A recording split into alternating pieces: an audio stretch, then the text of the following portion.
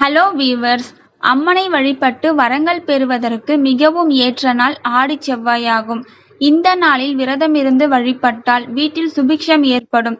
ஜாதகத்தில் எந்த தோஷம் இருந்தாலும் ஆடிச் செவ்வாயில் வழிபடுவதால் அம்மன் அருளால் அவை விலகும். திருமண தடை போன்ற சுபகாரிய தடைகள் அனைத்தும் நீங்கிவிடும். குழந்தை வரம் வேண்டுபவர்களும் ஆடிச் செவ்வாயில் அம்மனை வழிபடலாம். வாழை இலை அல்லது வெற்றிலையை வைத்து அம்மனுக்கு குங்குமத்தால் அர்ச்சனை செய்து அந்த குங்குமத்தை 11 சுமங்கலி பெண்களுக்கு வழங்குவது நல்லது. மங்கள காரியங்கள் நடப்பதற்கும் மட்டுமின்றி தீராத கடன் பிரச்சனை தீர்வதற்கும் ஆடிச் செவ்வாயில் விரதமிருந்து அம்மனை வழிபடுவது சிறப்பான பலனை தரும். ஆடி மாதத்தின் அனைத்து நாட்களுமே அம்பிகையை வழிபட மிக ஏற்ற நாட்களாகும். மாதங்களில் ஆடி மாதத்தில் வரும் நாட்களுக்கு மட்டும் ஏன் இத்தனை சிறப்புகள் என பலருக்கும் தோன்றும். வேண்டிய வரத்தை வேண்டியபடி பெறுவதற்காக அம்பிகையை தவம் செய்ததற்காக தேர்வு செய்த காலம் இந்த ஆடி மாதம். இந்த ஆடி மாதத்தில் நாமும் வழிபாடு செய்வதால் நம்முடைய வேண்டுதல் எதுவாக இருந்தாலும் அதை அம்பாள் அப்படியே நிறைவேற்றி வைப்பாள். அம்மன் தவம் செய்து வரம் பெற்ற நாளை ஆடி தபசு நாளாக நாமும் கொண்டாடுகிறோம்.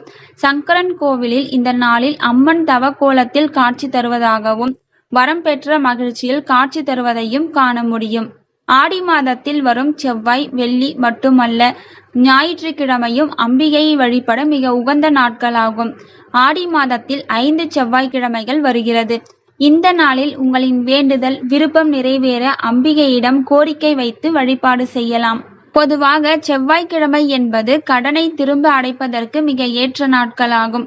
கடனை அடைக்க வேண்டும் என செவ்வாய்க்கிழமையில் ஒரு 10 ரூபாயை திருப்பிக் கொடுத்தால் கூட அந்த கடன் மளமளவென அடைந்துவிடும். தீராத கடன் சுமையால் அவதிப்படுவோர் கடனை அடைக்க வழியே பிறக்க மாட்டேன் என்கிறவர்கள் ஆடி செவ்வாயில் அம்மனுக்கு பொங்கல் வைத்து வழிபடலாம்.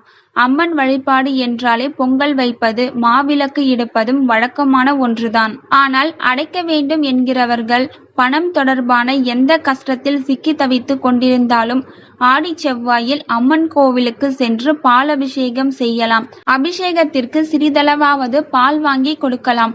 கோவிலுக்கு செல்ல முடியாதவர்கள் வீட்டில் அம்பாளின் விக்கிரகம் இருந்தால் அதற்கு பால் அபிஷேகம் செய்யலாம். விக்கிரகம் இல்லை, அம்பாளின் படம்தான் இருக்கிறது என்கிறவர்கள் நன்றாக காய்ச்சிய பாலில் நாட்டு சர்க்கரை அல்லது தேன் கலந்து அம்பிகைக்கு படைத்து வழிபடலாம். கோவிலில் போய் அம்மனுக்கு சர்க்கரை பொங்கல் வைத்து படைக்கலாம். முடியாதவர்கள் வீட்டில் செய்து கோவிலுக்கு எடுத்து சென்று அங்கு உள்ளவர்களுக்கு கொடுக்கலாம். அதுவும் முடியாதவர்கள் வீட்டில் சர்க்கரை பொங்கல் வைத்து பாலுடன் சர்க்கரை பொங்கலையும் அம்மனுக்கு படைத்து அக்கம் பக்கம் இருப்பவர்களுக்கு கொடுக்கலாம்.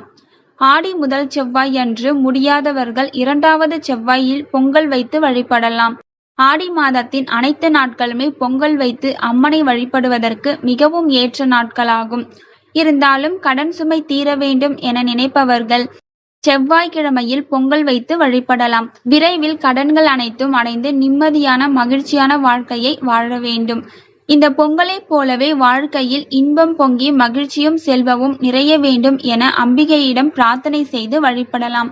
ஸோ இந்த வீடியோ உங்களுக்கு பயனுள்ளதா இருந்தா ஒரு லைக் பண்ணுங்க. பிறருக்கும் பயனுள்ளதா இருக்கணும்னு நினைச்சீங்கன்னா கண்டிப்பா ஷேர் பண்ணுங்க. தேங்க்யூ ஃபார் வாட்சிங்.